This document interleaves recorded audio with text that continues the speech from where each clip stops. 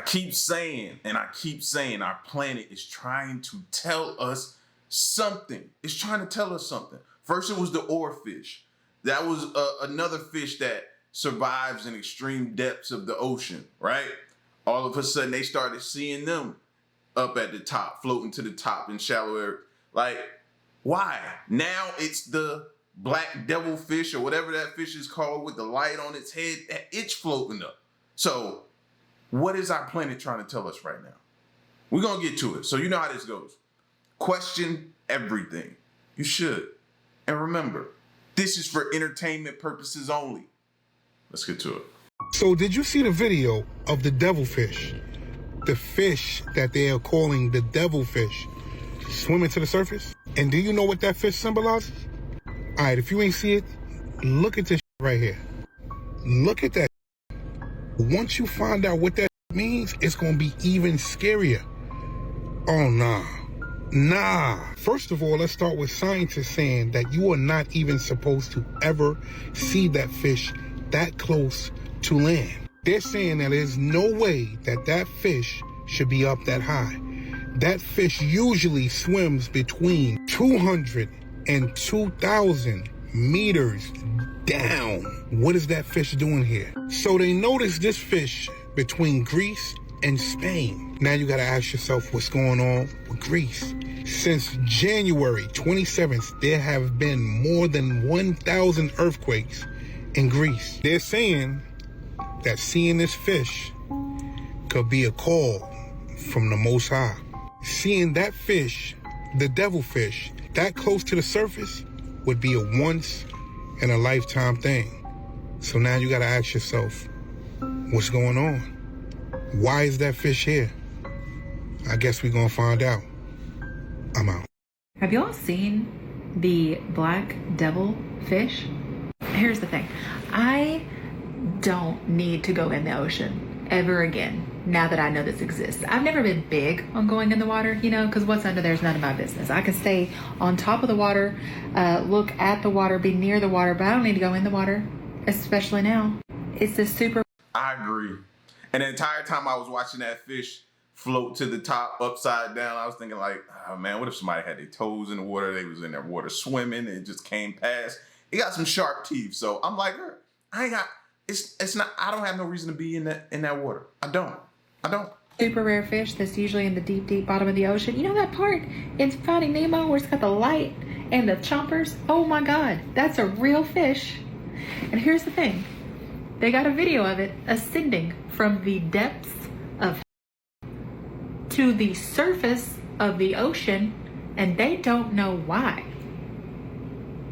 Okay, ready? I'm gonna show you. Be careful, the volume's really loud.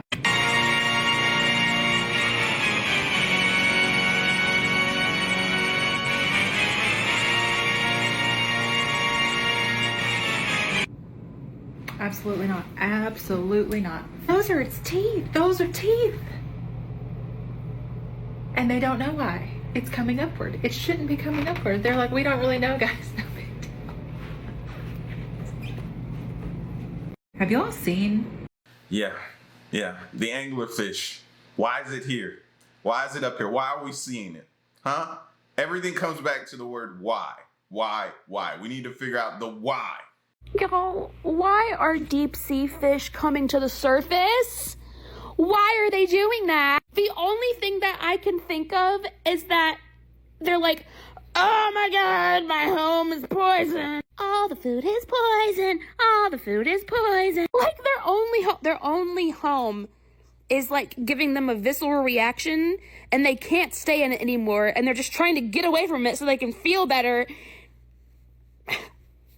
Guys, this is a lot to unpack. This is... put that thing back where it came from, or so help me, so help me. Also, are these the aliens that we're talking about? Are these the aliens that live in the sea? I have so many questions, but mostly I just think that we're killing them. I feel another flood coming on. Do you smell that? Smells like a Big Bang. Big Bang 2.0. Woo!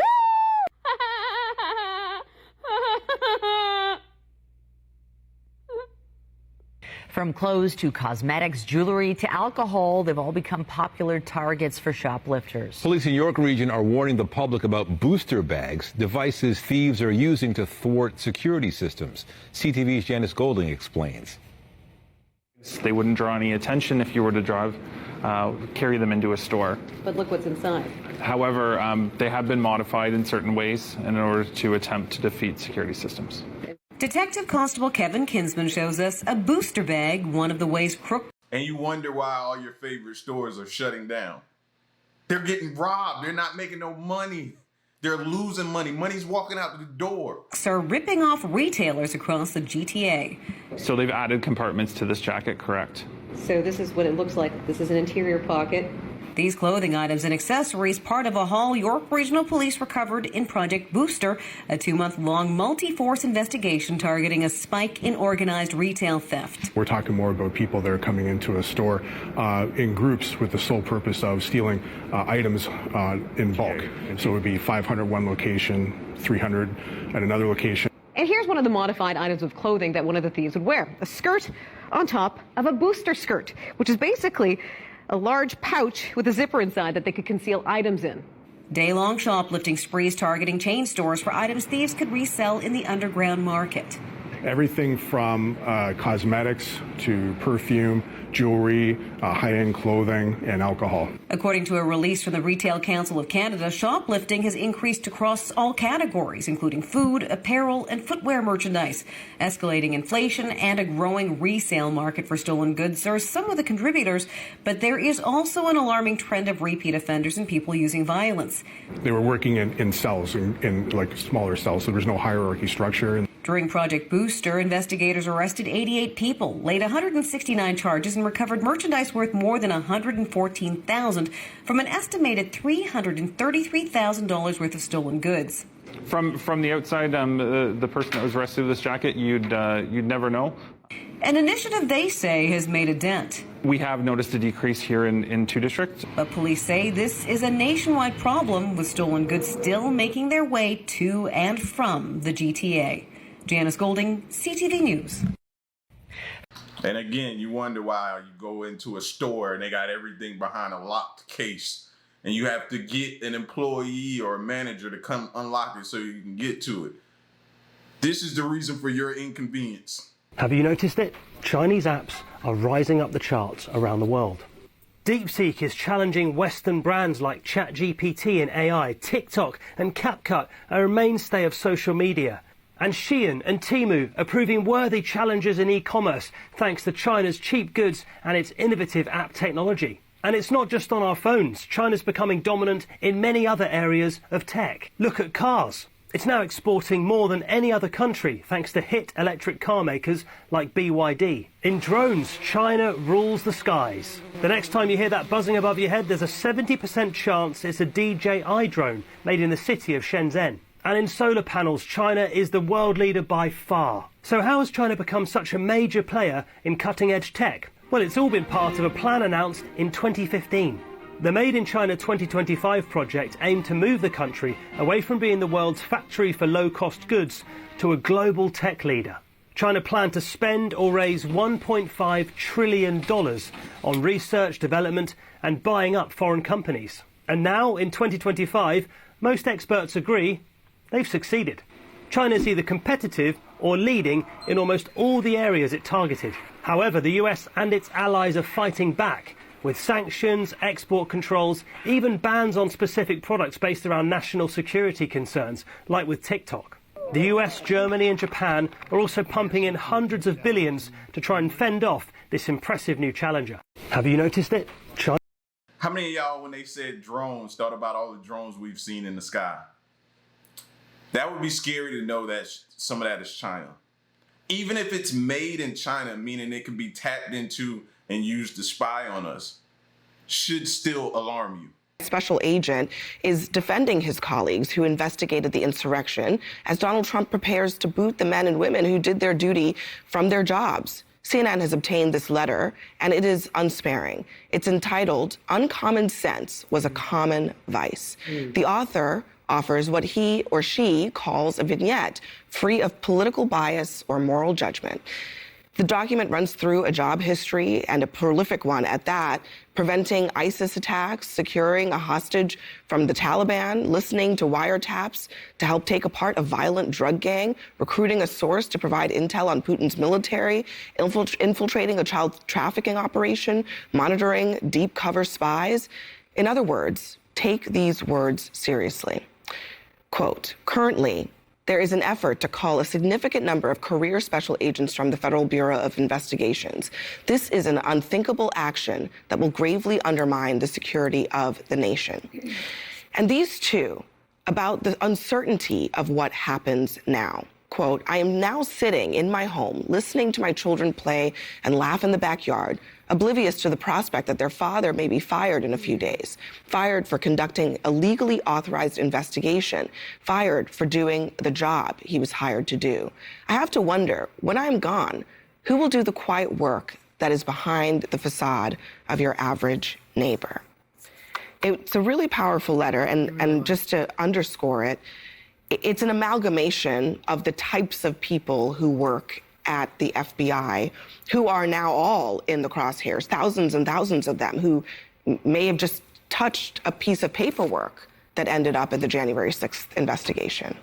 We all saw what happened January 6th. This is the part that I'm really struggling to understand. I'm struggling to understand how anyone could position that as if that was right, as if it was not worthy of investigation, as if the FBI was wrong to do its job and investigate what was obviously a crime that all of us watched happen in real time. And actually, I mean, don't you remember when Mitch McConnell basically said a criminal investigation is the means to get justice for what happened on January 6th. Yeah, there was a time that a lot of Republicans came to the table. And so let's also remember that Kevin McCarthy and other Republicans went to the floor within 24 hours of the insurrection and said, this is a problem. Donald Trump needs to stop this. He needs to stop this behavior. The fact that this is happening, Abby, look, this is something that Donald Trump said he was going to do on the campaign trail. He was going to, quote unquote, get rid of the deep state. He was going to punish people who were who were investigating January 6th. He said he was going to do this. But now we're actually seeing this come to fruition. And Americans should be very alarmed about this. I think we're just at the beginning. This letter, I can guarantee you, we're going to see more and more of this. I have plenty of friends who worked at the Department of Justice and the FBI during the Biden administration. They know very well people who are terrified and the fact that and this who are about to letter lose has their to be jobs. written anonymously because obviously they're afraid that they're going to lose their jobs, which will probably happen. That part was a part that made me question ooh, this is they did it anonymously. And then the fact of the national security aspect of things, man. The people that listen in, like you said, on wiretaps, take down organizations that may be trying to get at us. The things that they do that we don't know they do, it's scary to know that nobody may be in that position for some time, or the person who comes into that position doesn't have the experience, doesn't have the connections. So it's going to take time. And while that time is being taken, what could be going on? What could be happening? This is a scary time we're in right now from a national security standpoint. Happen. He's doing exactly what he said he would do. And I know there are a lot of people who were rooting him on because, as you point out, 76 million people voted for him. But the reality is that this is a very despicable and disgraceful thing that is happening. And I almost feel like who is defending these people who are being attacked? I know there are these last minute, and I don't want to jump on the Democrats, and I know there are these last minute court orders and people are taking people to court, but I feel as if they're putting it on the people that are being actually threatened and attacked. You're like, here you go, figure that out. There's no way to actually fight what's happening in real time because it's never happened. CNN Chief Law Enforcement and Intelligence Analyst John Miller joins us now. So, John, with those names now in the hands of the DOJ, what happens next? Well, that is the question. Remember, Pam, this is where the FBI was asked to provide this information instead of providing names because they were concerned of what would occur with these identities. They provided the unique employee identification numbers so that if there was some matter that made them want to need a specific name, that number could be run.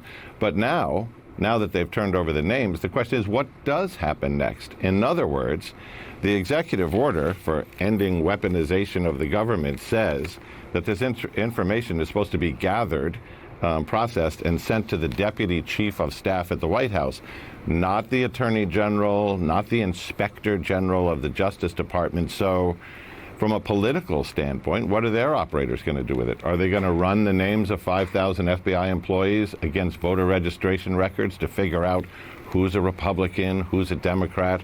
Are they going to use those names to search social media to figure out what someone said within their First Amendment rights in a post? Nobody knows the answer to that, but to be fired or to have sanctions taken against them in their jobs, that has to go through a process which they have delineated none of. So that is the question. And the Justice Department, for its part, has said that it will not fire agents who acted in, quote, an unethical manner. But clearly the fear of retaliation hangs over thousands of employees. I want to share an open letter from an anonymous FBI agent. CNN just obtained it, and we've added the voice to that agent's words. Currently, there is an effort to cull a significant number of career special agents from the Federal Bureau of Investigation. This is an unthinkable action that will gravely undermine the security of the nation well beyond what many of our citizens are aware. Something else about me. I was assigned to investigate a potential crime. Like all previous cases I have investigated, this one met every legal standard of predication and procedure. Without bias, I upheld my oath to this country and the Constitution and collected the facts. I collected the facts in a manner to neither prove innocence nor guilt, but to arrive at resolution. I am now sitting in my home, listening to my children play and laugh in the backyard, oblivious to the prospect that their father may be fired in a few days. Fired for conducting a legally authorized investigation. Fired for doing the job that he was hired to do. I have to wonder, when I am gone, who will do the quiet work that is behind the facade of your average neighbor? Wow. You can't help but feel the sense of betrayal there. Well, and you can't, but let's look at that from the human standpoint, which is these people showed up to work every day. A lot of these people are lawyers, have master's degrees, and so on. They could probably be making more and doing more in any other field of life, but they came to the FBI to provide a service. They were assigned to these jobs. They carried them out within the Domestic Intelligence Operations Guide, the DOJ guidelines, the law. How do we know that? We know that because cases were brought to grand juries who found probable cause a crime was committed. Cases were taken to trial. 1,600 investigations for January 6th alone, where 1,000 people ended up pleading guilty in rough numbers. So the process was carried out in a very legal way. Here's one of the great ironies of this, which is the Deputy Attorney General, the acting Deputy Attorney General of the United States of America, who is supposedly one of the top people in an independent Justice Department, is pressuring the FBI for names of people who did what. And if you look at the questionnaire, did you provide analytical support? Did you approve documents? Did you participate in arrests? Or were you on an arrest team? Were you assigned as the case as a supervisor? Emil Bovee, the acting Deputy Attorney General, who is the driver in the Justice Department, being pushed by the driver in the White House, was the Deputy Chief of the National Security Branch in the Southern District of New York. When I was working on the New York Joint Terrorism Task Force after the January 6th case, and my detectives and the FBI agents working with us went across the street to the prosecutors to get search warrants, subpoenas, court orders, Emil Bovee was the deputy chief of the section that was actually approving all of those. So his name should be somewhere on that list too, and I don't think a lot of people know that. That's really interesting, actually. And he was the one that sent that initial request with the subject line termination, right? Exactly. Yeah. John Miller, thanks so much. So my question is, does this make the next person up that comes for this job or goes for this job, does it make it appealing? Would you take it, knowing that in the blink of an eye, an administration can change and come in and say, y'all did this, all of y'all are potentially gone? It turns you into a puppet in a sense, right? You're only as good as what you did for the current administration. That's it. That's all you're good for. So to me, who's gonna want that position? Who's gonna want that job? Knowing that within the next election, a Democrat could win, come in and say, all right, no, I want to put the people back, or I don't want the people that they hired. Knowing that to me, that doesn't scream stability.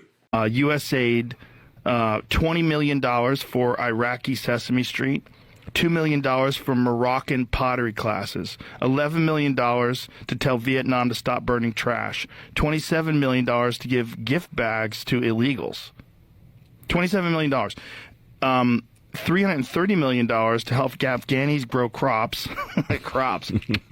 I wonder what those crops are. What's their biggest crop, Brett? It's going to be the poppy seeds for bagels, I'm thinking. $200 million on an unused Afghani dam, $250 million on an unused Afghani road. This is wild. I mean, USAID. If y'all don't think we have a spending problem or we have a problem and the reason we're in debt because of these wasteful spending problems, then I don't want financial advice from you ever. If you're hearing some of this stuff and this stuff doesn't irritate you, I don't care if what party you're for. If this doesn't irritate you and see that we have a wasteful spending habit, I don't want to hear your financial advice ever. Bro, what is going on? Y'all hear about the two rivers that are turning red? Like red as in blood red. And the craziest part? These two rivers are not close to each other at all. Bro, these two rivers are 2,000 miles apart. One of the rivers is located in Peru, and the other one is in Argentina. And for some reason, both of them are turning red at the same time. Bro, apparently it looks just like blood. Like the locals there are literally thinking that there's blood in the water. It's crazy. Like the locals literally described it as a stream of blood. Not only does it look like blood, bruh, apparently it has a very strong odor to it too. And the craziest part, no one knows what is causing this. Apparently in Peru, they're saying it's a pollution thing, saying that discharge from mines and drainage pipes are going into the water. And the authorities in Argentina believe that someone literally dumped toxic dye into the river. Man, this is crazy. Follow for more updates. I mean, how else am I going to get to the grocery store if I don't drive my G-Wagon? Or I could take my Benz. I don't know. Which one should I take? People are so upset because I drive a Benz and I'm on food stamps. Who gives a I get $2,700 in food stamps.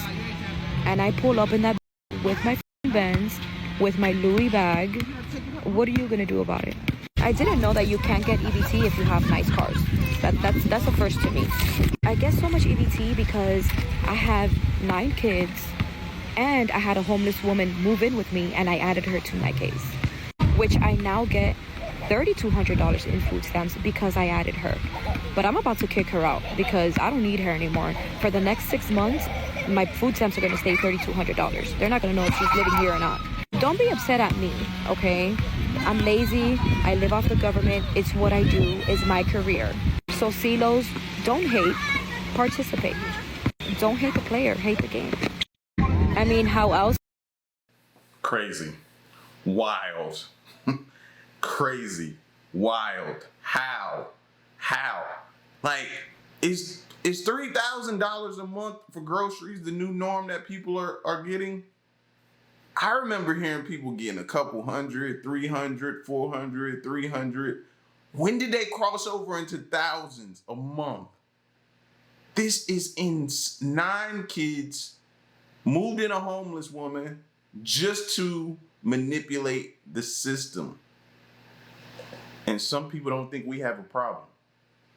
Yeah, okay. Kanye West seems to be having a manic episode or just acting crazy on Twitter. He just posted pictures of his conversation with Aiden Ross, and it's the funniest I've ever seen. I have to read it to you guys. It's yay. If I call you and you ask me some dumb shit, I'm hanging up metaphorically and I'm walking out on you like Cardi did. What's up, bro? Hope all is well. Nah, no dumb shit hit me. Kanye says, I prefer to be addressed as sir and to be asked to call you. Please give me a call at your earliest convenience, sir. I appreciate your heart, though, sir. To which Aiden replies, yes, sir, I will refer to you as sir. May I call you in 2 minutes, sir? Of course, I want to be your favorite Jew, sir. I just found out that Kai did that too from a post. Not fully sure why. I've been wanting to do our stream since 2022, sir. Kanye goes, you saying sir 4 times was condescending. I'm blocking you. Nobody finna play with me. How y'all say it? Never again.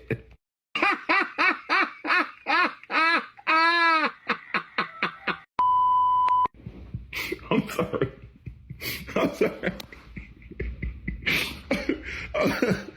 I'm sorry. What? This is insane, bro. Kanye has an episode probably once every 2 or 3 years. And that's when his team needs to take his phone away. Why would Aiden even agree to do that, knowing how Kanye West posts every single conversation possible? Oh man, that just took me out. Kanye West seems to be. You know who I want to hear speak about something like this? Dave Chappelle. In the Dave Chappelle kind of way. That's the only person I want to see speak about the Kanye West situations and different things that happen, bro. Dave Chappelle. Oh my God. This is the time where you wish he still had Chappelle Show. Because you know, like, Kanye would be a reoccurring skit on there in some form or fashion, man. This tiny fish is somehow getting blamed for California wildfire damage. And it's to protect the Delta smelt. It's a fish. But is that true? Trump has been saying that LA faced a water shortage as it tried to fight the fires. The fire hydrants, 40% of them had no water. He argues that all California had to do was turn the valve. And that's the valve coming back from and down from the Pacific Northwest. Okay, I need a map. I found this showing where LA gets its water, including from Northwest California. This part of the system starts near the San Francisco Bay Delta, which is where you would have found the Delta smelts. But today it's on the verge of extinction, earning environmental protections around water flow. So when people think, well, regulations to protect the Delta smelt are, causing droughts and they're dewatering cities, there's nothing further from the case. The control of Delta smelt protections over the operations of water projects was very rare. And when it did happen, I think in total, you're probably talking about 2 to 3% of the total flow in the system. This is the amount of water that one study found was used for the smelts in the Central Valley in the 2010s. We talk about diverting water for the smelts. I kind of get what that means, but I also don't fully get what that means. So you used the turn of phrase, you said diverting water for Delta smelt. It's actually the opposite. So if it took a natural path, Gary says, the water from these mountains would flow out to the Bay Area here. But a lot of that water is diverted for cities and agriculture. Protections for the smelts mean allowing a little more of that water to stay in the rivers and reach the ocean. If environmental protections have any bite, and I've argued that the bite is pretty small, the impact is on irrigation in the San Joaquin Valley. That's the reason that farmers have taken issue with this fish for decades. It's the poster child of regulation that limits how much of this water they can use to irrigate their farms. Allowing more natural flow down the river is better for the smelts and other fish too. If you pump so much water at the wrong time,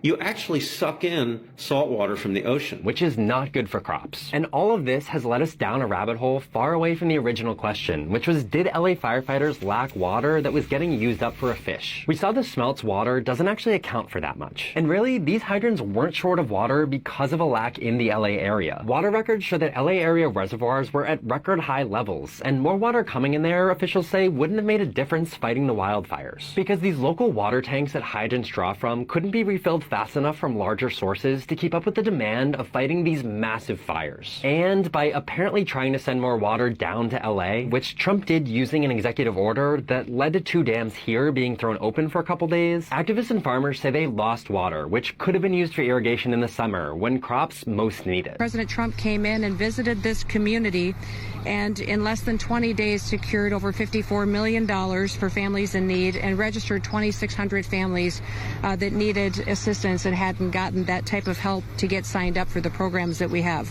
In the past 5 days, we've decreased the number of open cases by almost 80%.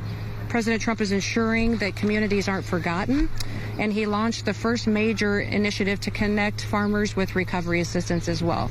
Today, I had the chance to spend some time with Mark, who's a micro farmer in this area, and to talk about some of the FEMA programs that he's been able to utilize that have been incredibly helpful. President Trump came in. It's good to hear some positive news coming from Western North Carolina, but again, we have to still continue to verify that and make sure. So when I hear these, although it gets me a little excited, I have to calm myself down and wait till you hear more stories come out, especially from the people who are boots on the ground and doing different things. So when you hear it consecutively, then you can start to get happy and feel a little better about that situation over there.